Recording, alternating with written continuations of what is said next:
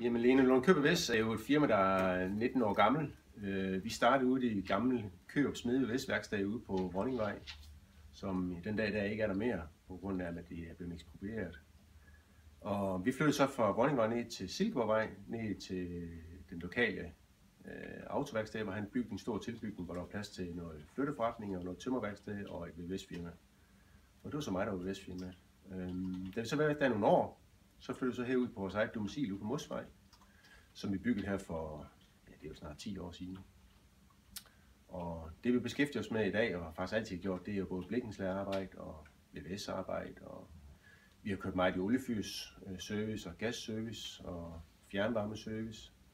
Og så alt det nye, der kommer nu med energiforbæring, sådan noget som varmepumper, og det kan være luftvand, det kan være jordvarme, nye moderne kondenserende gasfyr. Det er sådan noget, vi beskæftiger os med i dag. Så laver vi jo entreprisearbejde for nogle hovedentreprenører, vi har haft et fast samarbejde med i mange år. Og så er vi så hushåndværker, hvis man kan sige det, ved DSV her i Horsens. Og vi passer salami her i Horsens, og vi passer for eksempel Maskinhuset her i Horsens, og Burger King og sådan noget. Sådan ret mange af de gode erhvervsdrivende her i Horsens, dem servicerer og passer godt. Og ja, det er faktisk gjort en del år nu her, ikke? Og jeg tror et eller andet sted på, at hvis man overholder sine aftaler med sine erhvervsdrivende og sine private kunder, jamen, så kommer de tilbage, og det må nok sige, det har vi haft meget succes med. Jamen, jeg er jo uddannet det, man kalder en gammel blikkenslager rørlægger, og det findes så ikke mere den dag i dag, og det er jo sådan set også fint, og nu kalder man alt muligt andet, andre ting, hvor man ligesom specialiserer sig.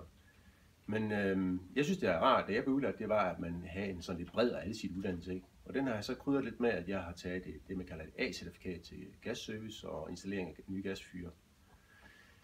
Og jamen, det betyder, at man er ude ved sin bredde og ligesom tager flere ting med ind over det. Og så gik der nogle år, hvor jeg fik en masse erfaring for det i forskellige gasservicefirmaer. Og da så tiden var ved at klar, jeg synes, jeg var ved at klar til det, ikke? Så tog jeg det med en gammel ikke kaldet en gas- og vandmestereksamen. Det gjorde man her i Horsens, og det tager sådan et års tid at tage den, hvor man går op til en eksamen.